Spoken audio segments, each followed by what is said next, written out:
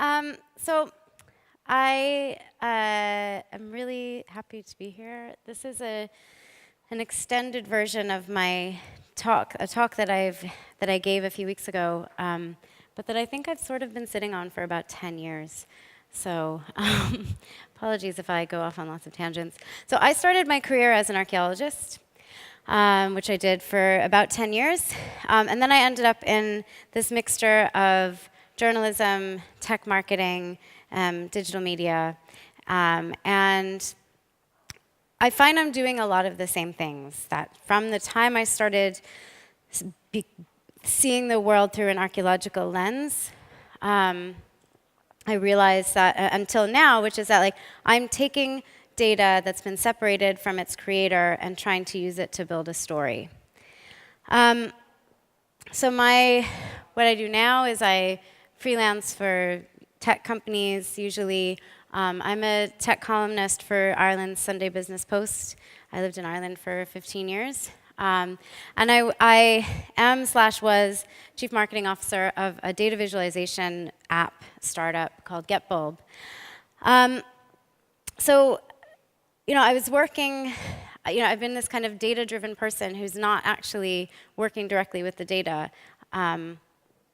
So when I first conceived of this talk, big data hadn't had its backlash yet. And so initially I just thought maybe we should put the brakes on some of this data madness. And then the backlash hit, and now I've decided that it's almost too much. And actually, the point that I really want to make is that, data matters, but what matters as well is how we prioritize what we use and how we understand how it's created and how it's collected, how it's distributed and stored, and that we have to understand that these are not value-free processes. So in archaeology, we've been dealing with too much data for a really long time. The idea that we have too much data now is kind of ridiculous because it can take 10 years. I know of one excavation that took 50 years to write up.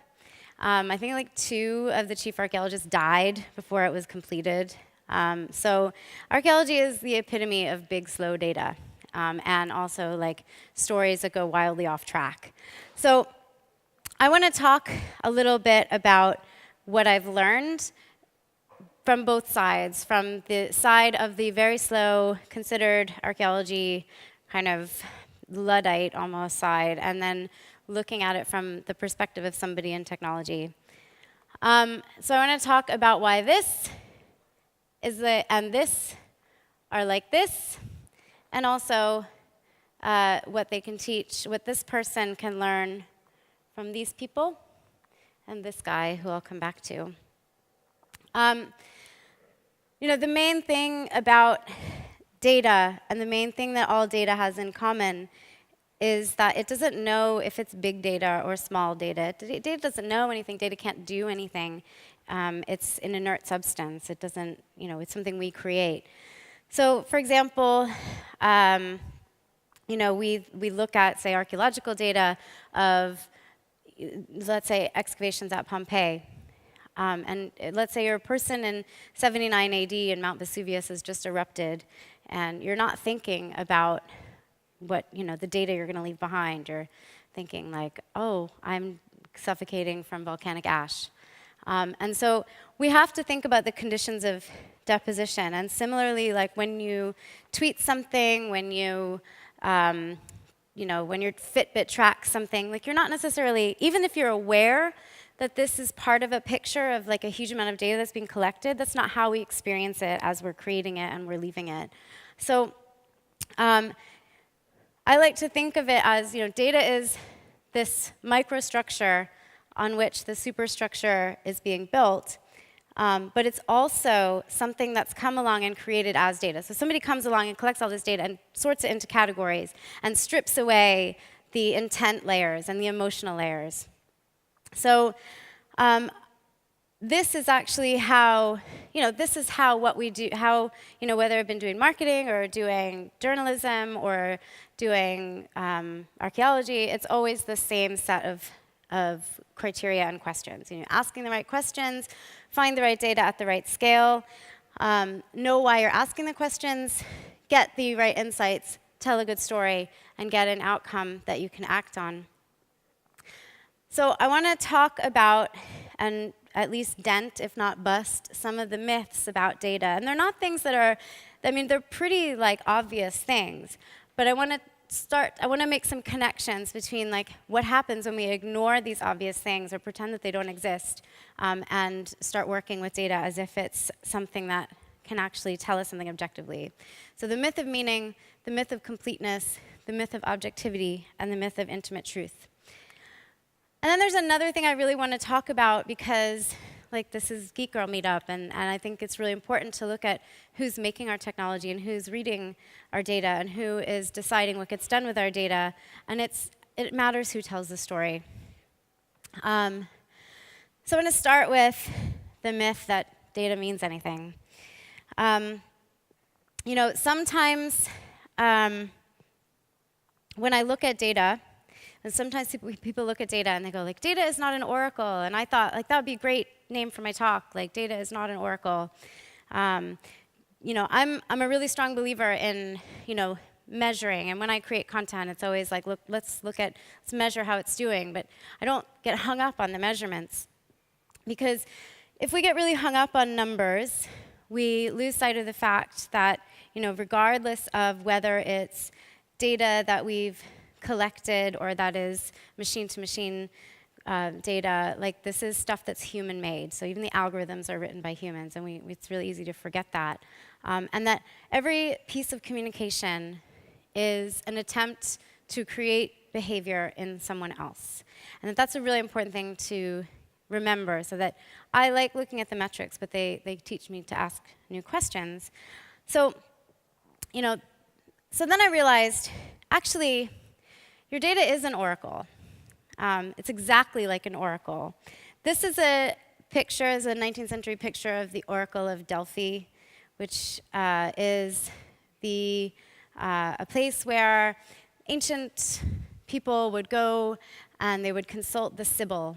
And the Sibyl was like the data scientist.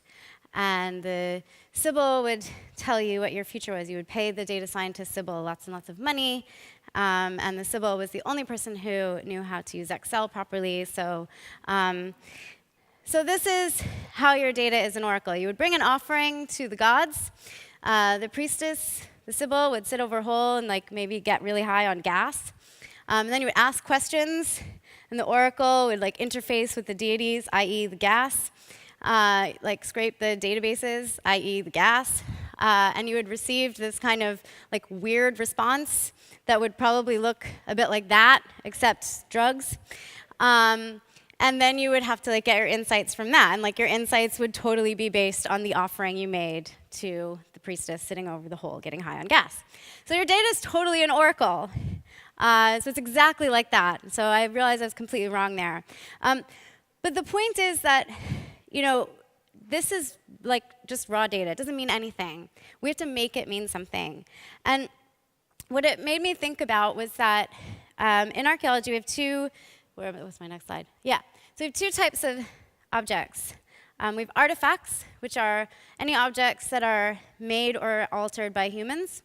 So like stone tools or pottery or those lights, artifacts. Ecofacts, and there's a lot of crossover. Once you start to try to tell the difference, once you try to decide, is that an artifact or an ecofact? Sometimes it's both. Ecofacts are naturally produced remains found on archaeological sites. So it's like anything that relates to human activity in the past, but it could be something left by a natural process. And we actually treat data like it's an ecofact, and it kind of is. So these are artifacts. These are stone tools, pretty basic to us, but actually, you know, to the people who made and used them, they would have had function, they would have had meaning, you would have had to teach each other how to make them. There was a lot more going on. And that's a bunch of shells and bones, which is a bunch of shells and bones, so it doesn't mean anything on its own. And this is a midden. And the shell midden is the ancient equivalent of a garbage dump. So you know, ancient people, you would break open your shells, and you'd scoop out the insides, and then you'd chuck them onto the dump. So the shells and the bones don't have meaning because they're shells and bones. They have meaning because people gave them meaning. They used them, and they left them behind. And that's a lot more like, data is kind of this mixture of artifact and ecofact. Sometimes it's laid down as a result of human behavior that's intentional, sometimes it's not, but it's really important to understand how much can we know about how our data is created. So data is not naturally occurring. Things happen in nature, but we make them data. Data is inert, and data needs a context and someone to interpret it. So that was about 12,000 years ago. So I'm going to skip forward to about 2.5 to 3,000 years ago and talk about the myth of completeness. And a few thousand years ago, about 5,000 years ago, the Bronze Age began in Europe. It wasn't the Bronze Age everywhere, but it was in Europe. So during the Bronze Age, people figured out that you could mix copper, which was weak and soft, well, not weak, it was soft, with tin, and you could make a really hard metal. And this hard metal was great for all kinds of things. And they could create this really strong alloy. And we assume that people started using bronze just because bronze was better. But that's not why people create technology, and that's not why technological change catches on. Technology doesn't take hold just because technology is better. So when we look at the Bronze Age, it's important to think about that it's not about bronze. It's about new thinking, it's about new methods, it changed the power structure. So if you were somebody who had a tin mine, like in the Stone Age, it didn't really matter because who needs tin? All of a sudden, the power structures, the geography changes, everything changes. And it's not because of technology that these things are bound up together. And in reality, though, we get caught up in understanding an era based on the thing that's new to us when we look back on it. So we don't always think about the continuity. And we don't really think about how in the Bronze Age, most people used stuff like this. Bronze was a prestige material. So most people use stuff like this. So when we think about the Bronze Age, we go, okay, it's not just about bronze. That doesn't give us a complete picture. It's also about stone. But actually, that's not true at all either. The most common materials that we have from that era are things that didn't survive. So rope, organic materials, baskets, things like that. They survive in rare conditions. They survive in anaerobic environments or like super dry climates. They'll survive. But most of what people made and used in the past doesn't survive. Also things like, for example, if you have an everyday object in your house, if you use it all the time, it's going to wear out. So a lot of times, things would wear out, and they wouldn't, the things that were most important to people's day-to-day lives don't always survive. So it makes me, really want to stress that if we focus on what we can see, if we focus on what we know we have and on what we're looking for instead of what's actually there, or understanding the kind of meaningful absences that get created when we focus on data and not on connecting the granular detail with the big picture in all kinds of ways, we miss what people are really like and what people are really doing. And also, if you focus on what's intrinsically exciting, then you also miss a lot of the story. So every one of these arrowheads is not one piece of data. That's not a piece of data. It has its physical context, like where it was found, but it also has the person who made it, the person who found the stone. It has all this kind of invisible metadata that we can never know about, and we can only guess. And the story of our data, whether it's a stone tool or a piece of marketing data, is somewhere between the person who created it, the person who left it behind, the person who collected it, the person who wrote the programs that collect it and display it and visualize it, the person who owns the data, the person who reads it, and the person who gathers the insights, and the person who acts on them. And that the story is a navigation of all of these points. And it's something that I felt like was kind of being missed when we talk about it, because we talk about, it's not big data, it's about big insights. Well, of course it is. But what does that mean? What happens when we start collecting all this data and we think we have everything? We're actually missing such a huge part of the picture that, we assume that, we have everything because we have too much. But it's actually always been the case. It's always been the case for, since humans have started saving things for posterity. They've always had data management issues. And that data is fractal. So every piece of data has data, and all that data has data. And then once you put it somewhere else, it has more data. Data doesn't, it's like a constant battle to manage your data. So now I want to talk, this is where we get into a little bit more of what I was doing when I was an archaeologist, is looking at what happens when people know they're leaving data. And what happens when it's like, I should actually call it the Inception effect, because there's an observer effect too when you collect data, the biases of the observer. But actually, when people know they're leaving data, they create a slightly different picture. So I was looking at the 16th and 17th centuries, and I was looking at how people used archives and documents to shape their identities. And I was looking specifically at manuscript mapping and how they actually collected and represented information about the landscape and all this kind of how it related to how they were kind of exerting power. So, but one thing that I found really interesting was that people would use archives in this way that's pretty similar to the way we use social media. And except it was almost more fractal, because if you wrote a letter to your friend, you would write a letter to your friend and you would send that letter, and then you would write a copy for your archives and you would keep a copy, and then you might write a copy for your biographer to leave behind, and those letters might not say the same thing. So this kind of blurry line between public and private that we think is really new is not new. They were doing this 400 years ago. So it went from everything from this history of the world, which was written by Sir Walter Raleigh. Do you know who Sir Walter Raleigh was? No? Okay. Sir Walter Raleigh was, he's really famous in the UK and the US and Ireland, so I never know how. So he was a guy who was really good at making it look like he was really important. And he was Queen Elizabeth I's favorite at court. And he was an adventurer, but he was kind of from lesser gentry. And he was a really controversial figure. And he's really legendary in Britain, Ireland, and the US. And he's credited with setting up, he was the first governor of the Virginia colony, which was the whole east coast of America. And he never actually set foot in America.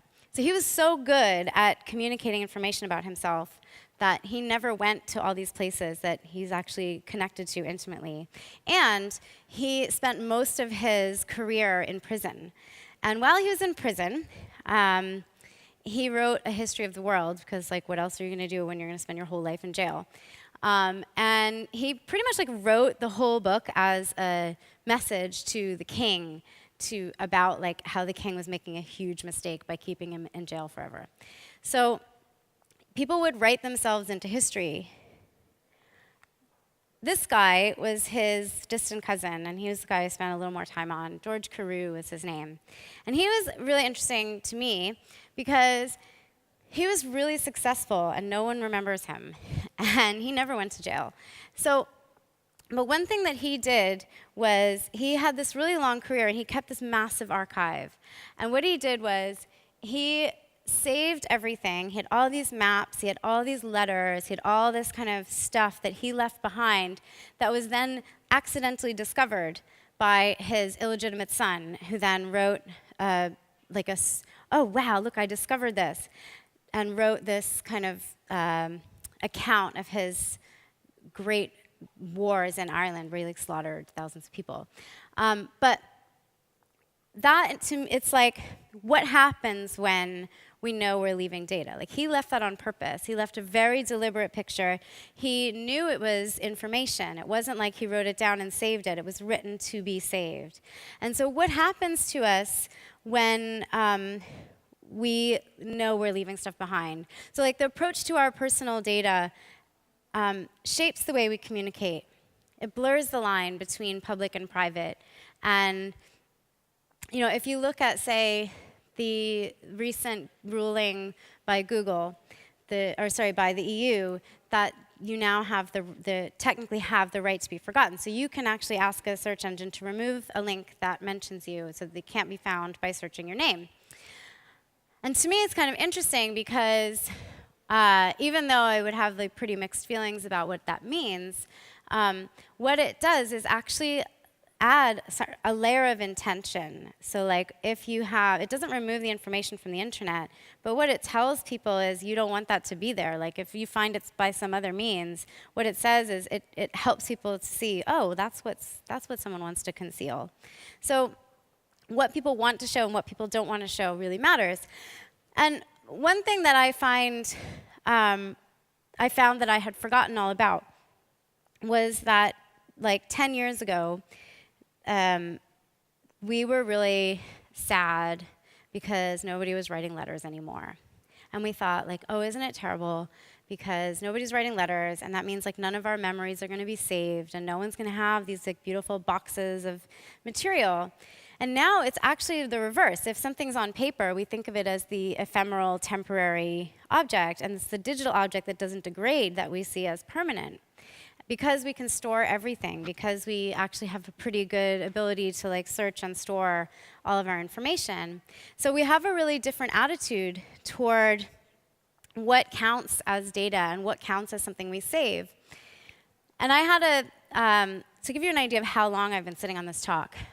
In 2004, I was still an archaeologist, and I was at a conference. And my fellow PhD student friends and I were like, let's do everything different. Let's like smash the system. And like, we didn't, by the way, the system's still there. But we had this idea that we were really concerned about the rights of people to not be studied. And like, what does it mean for us to not study people? What does it mean? Who decides who tells the story, and what kind of story do we tell? And we just thought it would be really fun to do the archaeology of archaeologists. And so we went around the conference party, and we picked up, just arbitrarily, we just said, we won't come up with a research question right now. We'll just collect material. So we collected everything at the party that had text on it. And I forgot all about this, by the way. I'm like really great at surprising myself, because I can't remember anything. So I was at a conference in November, I think. November, December, in London. And my friend turns up with a bag. And in the bag is all the stuff that we collected at the conference in 2004. And he goes, Jane, it's time. So we pull out the stuff, and we're looking at the stuff, and we're going, what do we make of this? I don't know what to make of this, because this is just a bunch of crap that we took off like the floor. And I was like, oh, I vaguely remember like drunkenly crawling around the floor of a bar. It's not, but like, it's archaeologists. We like drunkenly crawl around on the floor as a job. So one of the things we were looking at was like, okay, well, like there's cigarette packs, and you can't smoke inside anymore, and it's like, that's boring. So one of the things they did at the party was they had this table quiz, and it was notoriously really hard. So the object was to get one of the like snooty professors that like didn't ever want to talk to PhD students to be on your team because they knew all the answers. I don't remember if we managed it. I don't think we did very well. But we had the stack of papers that had all the answers on them. And we're just looking at it going, oh, what if we recreate the quiz based on the answers to the questions? We come up with all kinds of things we could do. And we turn over the paper, and we realize that our answer sheets were actually scrap paper that, how like you'd have a box of scrap paper by the printer, and people used to print out their emails, and like that would become scrap paper. So what we had was actually the scrap paper that was the like personal emails of the conference organizer, who's editor of one of the main archaeology journals. And we were kind of going, we felt really weird having it. And it brought up this really interesting question about consent. and about the archaeology of consent. Like, he consented to use those emails as answer sheets, but he doesn't know that we have them. So like, hi, Martin Carver, we have your emails. But he doesn't know that we have them, and what would he think? And what happens when people don't know that you have something that belongs to them because they threw it away? What happens to that material? And it really made me think again, all over again, for the last 10 years. Like, what happens? Like, who has a right to know things? Who has a right to material? And I think that's a really key question.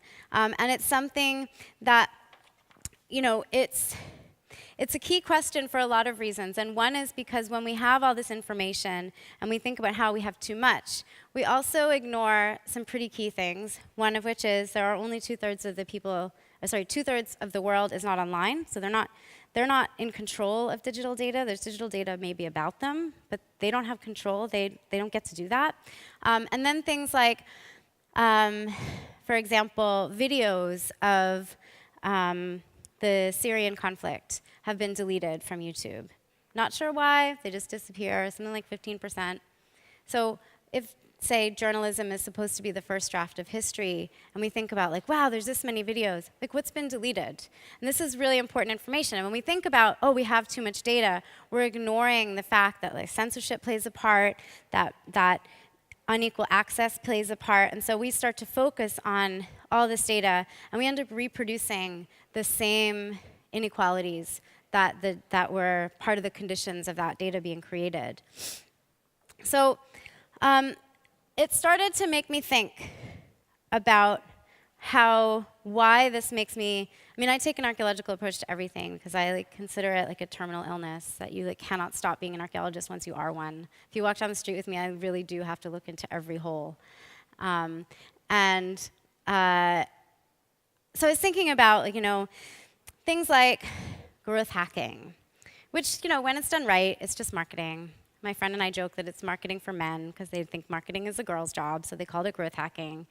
It's fine when it's done right. It's just, I found, okay, it's a little too metrics driven because it's like stripping away when you look only at your metrics, you end up stripping away the emotional layers. Like, people don't make choices based on just rational decisions. So it really started to strike me as this similar thing, this really similar thing that happened to archaeology in the 1960s. In the 1960s, they tried to become a science. They wanted to become super scientists. And if you want to be taken seriously in academia, you do a lot of statistics. And then you show people you have this many numbers, and that means you're important. And that was kind of part of it.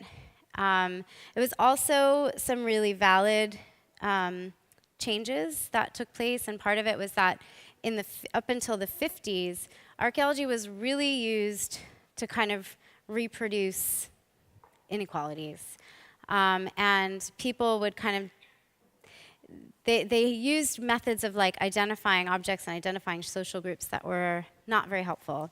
And a lot of archaeologists were interested in civil rights and in equality.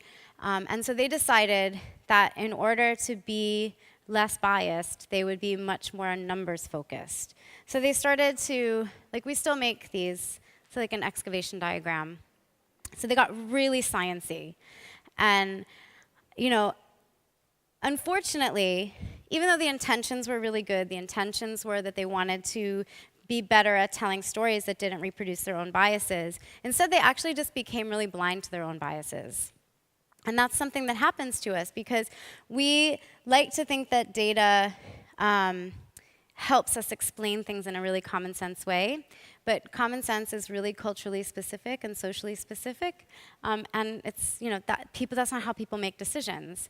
So they started to say, study ancient, they started to compare like with like. They thought, if these two things look alike, they must be alike. So they did things like if they wanted to study ancient hunter-gatherers, they would find communities who were using hunting and gathering subsistence methods in the modern era, as if that was the same. Because what it meant was that they were then, without realizing it necessarily, assuming that modern hunter-gatherers have never undergone cultural change, that these are unchanged, that because they were relying on an assumption that human technological development is like on one type of trajectory, that like everyone wants to go to the moon, that everyone wants to drive a car, that's actually change. If they don't do that, then they haven't changed. And that was a really dangerous assumption. And I felt it really strongly as I was like feeding metrics into a spreadsheet and going, wow, this is my life now. Like looking at who clicked on things. But I actually do find it interesting.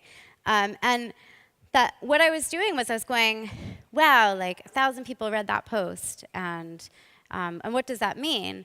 But also that I was actually making assumptions that I would never have allowed myself to make as an archaeologist. I was going, 1,000 people read that post, and I'm going, oh, I don't know what they thought about it. I don't know if, like, are they hate reading me? Like, do they hate read what I write?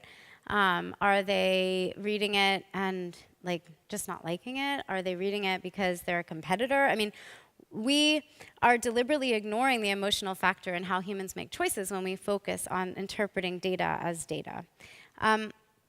So I knew this from archaeology, like that we could never get it right. And so for the first time, I was able to do something that I was never able to do when the people I was studying had been dead for 400 years, is I could just call them.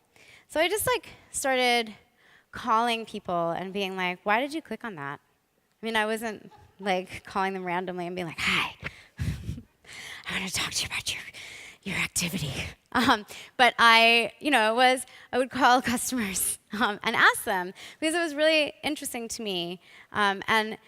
And also, there would be times when we didn't have a huge amount of data. So I'd be like, I have like a sample size of like 7.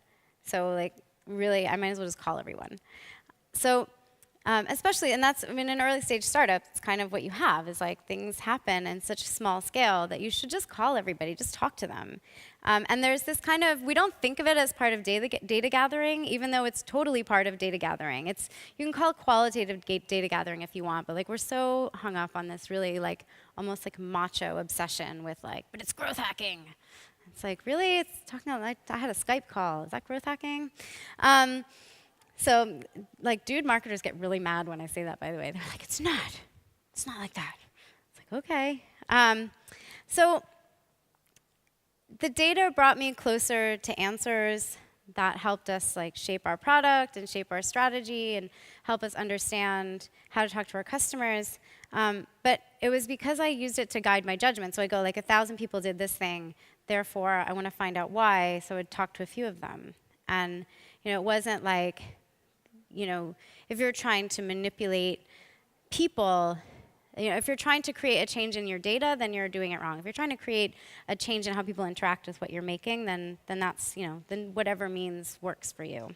So I guess it's really about like, data reflects an action, not an intention, and that's a really big one. And that's the one that whenever people get really obsessed with marketing data and stats and conversion rates and stuff, it's like, okay, that's fine, but we don't know anything about intention from that. And quantifying everything doesn't erase bias just because you're counting it. And actually, to some extent, I think, and this is completely unfounded on any like research or anything, but that we quantify a lot when we're really insecure about something. We start to obsess about collecting data if we're not quite sure. And I don't think you should just like make all decisions based on your gut, but we should understand that our decision making is based on a mixture of things. And when we start to like really collect too much information, sometimes it's because we're like afraid to trust our gut. So it's not just about erasing our bias, it's like about going, why am I hoarding information? And it matters if the deposition was deliberate. It matters if people know that they're creating data. So you have your like data people don't know that they're leaving. You have your data that people know that they're leaving, but they haven't really thought about it as data, like when you tweet or when you check in on Foursquare or everything that we do that creates data. And then you have your data that people are deliberately leaving. So like when, all kinds of examples of that. So I want to move on to talking about I want to go back to garbage, actually, back to midden, and talk about the myth of intimacy, which is that the more data we have, the better we understand something, or that the more data we have, the better information is. And I want to talk about, this is my favorite archaeological project ever so far. It's this guy, William Rathje was his name, and he was a professor of archaeology in Tucson, Arizona. And in the 1970s, there was a meat shortage. There was a beef shortage, and supermarkets were selling out of beef, and the prices were high, and they were really trying to figure out why people were wasting meat, even though it was a time of shortage. So they discovered that people were wasting more. They started to go through people's garbage. So they discovered that people were wasting more meat, even though it was more expensive. And they started to think, wow, this could be a really interesting project for understanding consumer behavior and also understanding how people are. I don't believe in comparing like with like. I don't think that digging through garbage in Arizona can tell us what Neolithic people were like. But there are things that humans have always done. And one of the things that interests me, and one of the things that interested these people, and one of the things that interests archaeologists who deal with the historic period, is the relationship between people's perceptions of their actions and the actual physical behavior. So that's what they started to do. They started to interview people about their habits, and they started to dig through landfills, not just people's personal garbage. They began with personal garbage. So they started to dig through landfills, and in a pretty systematic way, they would dig through them as archaeological sites, because that's exactly what they are. And they learned a couple of things. They learned things about landfills, and they learned things about consumer behavior. So they learned that we underestimate our beer consumption by 50%, that we overestimate how much asparagus we eat.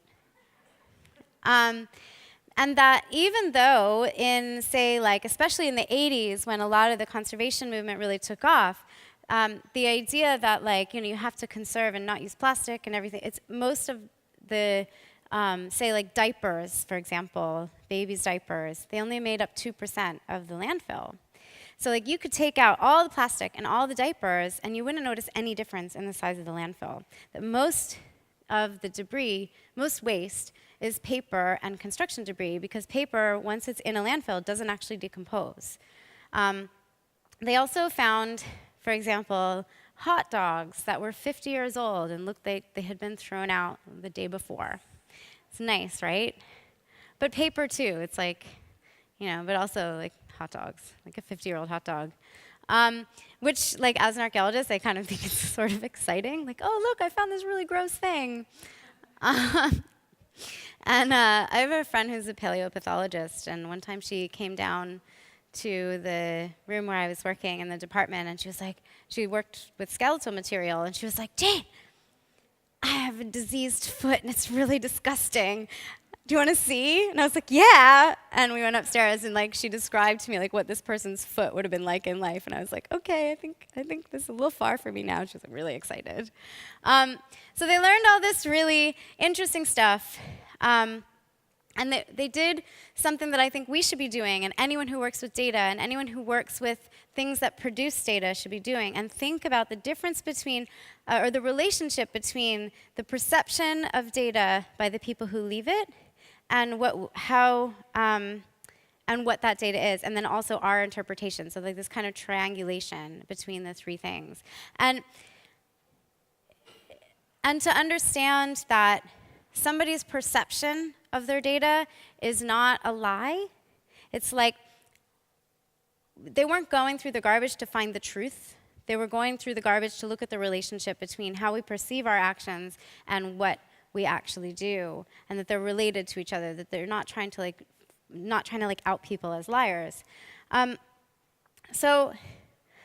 one thing that's really important about digging through garbage, which is digging through your data, is that when you have, for example, a hot dog, you only have the hot dogs that didn't get eaten.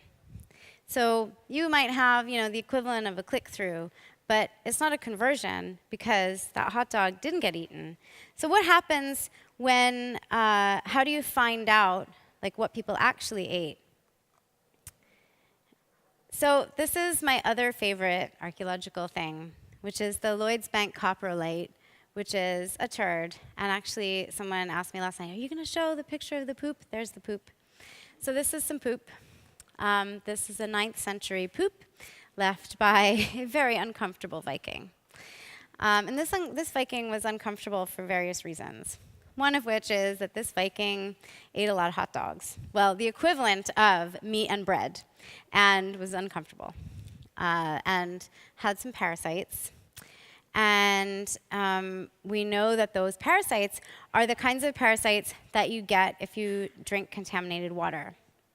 So it's important for a lot of reasons. It's important kind of as a lesson to, like, data tells you different things. So like garbage data tells you what somebody threw away.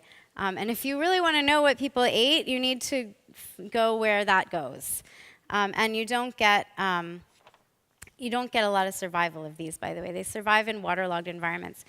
This was found in the city of York in England as part of the excavations of the Viking area, and it was found under what's now Lloyd's Bank, so that's why it's called the Lloyd's Bank turd. It's also, I've never touched it, by the way, but someone dropped it, and it smashed. Can you imagine? It's like the worst thing. Like, how was your day? Well, where do I start? And then they were like able to reconstruct it. But it's actually a really useful, but also, like, what do you do? Well, I've been working on reconstructing a really important object. Like, it's a really important piece of information. Like, sometimes the data that we need is really ugly. It's like ugly data. It's not the data that we want to be looking at. It's the data we need to be looking at. And sometimes it's data that's in a really small quantity that's telling us something incredibly important. And we assume that the bigger the sample size of something, the more important it is. But actually, a lot of times the survival anomalies or the data troughs or things like that, that's where our story is. And like, people are messy.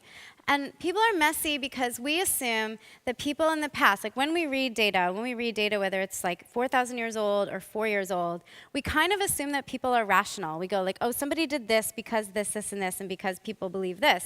But actually, I gave a talk where I use this, and I use this as like the basis of my talk, and I call the talk, Never Trust a Man Who Poops in His Water Supply. And it's because when we look at people in the past, like we assume that they were like somehow more rational than us. And actually, they're not. People are messy, and actually, people didn't know not to drink contaminated water until about 150 years ago. We didn't know about how diseases traveled. So this was as smart. This was laid down with the full available knowledge of that era. So like, you can't go like, oh, people weren't as smart. Of course they were. They just hadn't, there were just different forms of knowledge.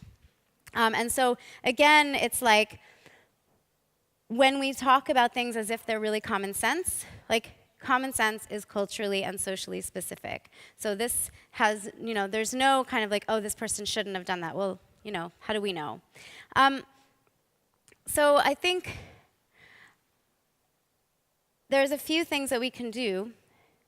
Data represents behavior, but do you understand perceptions, and not just your perceptions, but other people, the people who left it, and what is the chain that it's come through? And data is not value-free. We cannot be theory-free when it comes to data. We absolutely have to understand that just because a machine, it's like untouched by human hands means it's unbiased. I mean, people write the algorithms. People write the programs that scrape data. People decide on the categories that data goes into. People decide this stuff.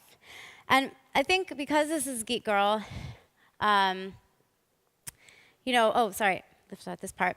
Use the phone. That was my, talk to people. Talking to people is data collection, if you want to call it that. It doesn't matter. And that, like, when you're, say, working with data sets and working with trying to understand, don't fetishize the data. Like, don't fetishize like a marketing funnel where it's like, and then we have awareness, and then we have conversions, and then we have evangelism. It's useful. It's like a really useful thing, but it's not everything. And don't confuse correlation with causation. That's a really important one. And then kind of embrace the chaos, you know, like look for the poops. Look for the poop that has really useful information in it. Look for the things that shouldn't be there. Look for the places where you have like one data point and you're like, why is that? Use it to ask questions. Be curious, acknowledge your own biases, and use your judgment. And, you know, that brings me to, oh, sorry, I've left out another. So when I was looking at my dashboards and looking through the product, like looking through the app that we used to look at how people interacted with our product, I was going like, so we had this app. It was like a copy and paste data visualization app. And it's supposed to be to help people tell stories with data really quickly and easily. And it is a good app. It's pretty easy to use. But people were getting stuck. So I was doing all kinds of experiments with like, I'll create some content that does this and see, like, is it gonna help people? And I would talk to them and go like, would you find our product easier to use if I had more instructional content for you? And like, yeah. So I'd write some instructional content. Or which of the chart elements do you think is the most difficult to use? And whether it was the most difficult or not, I went with what they thought was the most difficult. So I was like, okay, I'll write some instructional content on how to create a color-coded map, even though it's actually not one of the harder elements to use. It's the one that people want to use the most, that they see as the most difficult. So I was using data to guide my questions. And I realized people were still getting stuck. And then they were like, okay, well, actually, my Excel skills weren't as good as I thought they were. So I was like, okay, I'll add a little bit of Excel training content because we can kind of do a little bit of that, even though it's not really our job. If it helps them use our product, we can decide how much we should add. And then I realized that the reality that was staring me in the face is that data is not that hard to like learn how to, you know, you can watch Excel tutorial videos and learn how to use Excel. And the thing that was getting people stuck was actually the storytelling part. Because they were trying to think of what they needed to say and what they needed to show. And they were getting so hung up on getting the data to do what they wanted it to do that they completely they just didn't realize how much time goes into it. So if you're doing, say, like a piece of data journalism, your infographic is a separate story. It's a separate piece of journalism. It requires a huge amount of attention, and it requires most of the attention in the story. And so when we get really hung up on numbers because we think that we need to be more legitimate and more stats equals more legitimacy, then, you know, we're actually completely glossing over the things that are really hard that you can't learn from watching a few tutorial videos. Like, not that Excel is like, you know, super easy to pick up in a Sunday afternoon, but it's a really long process to be a good storyteller. And it's not something that people can do overnight. So it was like this skill that's actually kind of maybe not as valued as it should be, and that we're ending up kind of selling ourselves short by being like obsessed with the kind of technical aspects of things and the numerical aspects of things, when actually writing and communication is, you know, to achieve the same purpose no matter what. It's to tell one thing or person to do a thing. So like whether you're trying to tell a computer to tell another computer something, or whether you're trying to tell a person something, you know, we're all trying to program behavior. And this is why, you know, I really wanted to add this really key part because of where we are and because it's Geek Girls, is that it really matters for a lot of reasons. Not just because, like, I get really tired of these arguments that it's like, diversity is good for the bottom line. And it's like, well, okay, but that's not why. I mean, like, my answer is, like, it's 2014. I'm not really going to, like, engage with that anymore. But because it matters who tells the story. It matters who builds the technology, because technology shapes our behavior, and technology shapes our value systems. We shape the technology that shapes our value systems. And so it matters who tells it. So I Googled tech CEO, obviously. And I don't think that tech CEOs are like more important than other people at all. But they have a disproportionate amount of power over like how technology gets created and how it gets used and who has access to it and who makes the decisions and who collects the data, who like defines the data, collects the data, owns the data, and acts on the insights from that data. And so we should be concerned that, like, I mean, I totally cropped out all the like glamour shots of Marissa Mayer that they were like, you know, it was every time they could get her into a shot. But you know, I mean, that's that's what we have to contend with. And that's who is building our technology, or who's in charge of it. So like no matter how many women are involved in building it, it's like these people have a disproportionate amount of control. And actually it made me think again about the Arizona Garbage Project, and one thing that they learned about people and about gender. And one of the things that they learned was that adult males are not represented in the garbage record. There are no objects, or there were at the time, no objects that were used exclusively by adult males. And so when they tried to do, say, like population counts, they had to estimate. And what's so interesting about that is that what it suggests is that male is still the default gender, that our objects, anything that's like gendered is automatically like for children or for women. And so male is the default gender. And it was interesting because at the time, so this started in the 70s, and at the time, women were starting to enter the profession of archaeology in greater numbers. And before that, and still not, still if you say like, hey, why don't you ask questions about women and children in the past? And people are like, that's ridiculous. They didn't actually ask any questions about like social roles based on gender or age, or they were like, everybody was assumed to be a male. So they would look at objects and they were assumed to be male. And this is like in direct contrast to like what the Arizona Garbage Project actually found, which was that males are not necessarily specifically represented. And this is the image of prehistory that like you get. And if you notice, there's a lot of men, and there's some boys, and all the men are doing really useful things. Men make fire, men hunt, men make tools. Women accessorizing in the corner, looking over at the men who are all being really useful. And that this is the image that we get of like who's involved in technology. Like this is an image of a Paleolithic hunting camp. So like 15,000 years, we really project back. Women make accessories, men do useful things. So this is so ingrained, and it was just such an interesting contrast that like when you look at archaeological objects, when you look at data, you assume that like we do still think male is the default gender, and that actually we create objects that are only gendered when they're not for men. And there was actually like another picture that I almost used, which now I kind of regret that I didn't use because it was kind of funnier, like as in worse. It was like a bunch of very similar, like hairy, beardy men, and there was a man making fire, and like the only woman in the picture was giving him a back rub.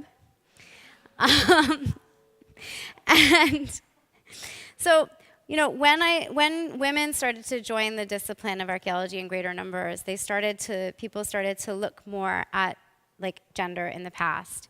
And archaeology is still in America and in Europe, it's still like an overwhelmingly white discipline. So they actually are like still don't really deal with anything except like white people and everyone else. So who is actually looking at and who is interpreting your technology and who is like building it, like really matters, because it's like what you see is what looks familiar to you. And I think this is a really important thing for us as geeks, whatever we do, whatever we make, that like we be making it, that we just be making it, whether you are interpreting something, whether you're analyzing something or telling a story about something, like it's just really important to be doing it.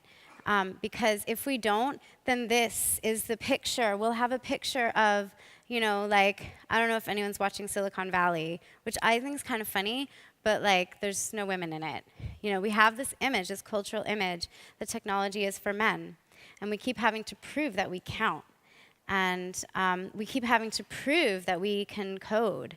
But like, actually, like who cares? There's so many other things that need to be done and so many other ways to contribute and participate. So I just wanted to kind of end with, you know, like, I'm really happy to be here with like all these other women who care about making things and like being in the world and like making something that's for the world. And I think we need to care a lot more about the relationships between like who makes our technology and uses it, and especially when it comes to people who are marginalized, because this is what shapes our image of the world. And we're really at risk of reproducing the biases of a world where 2/3 of the planet aren't in control of their own digital data, at least 2/3 of the planet, and where, you know, like who owns it really does matter. So we have to be able to be critical from the ground up. So thanks.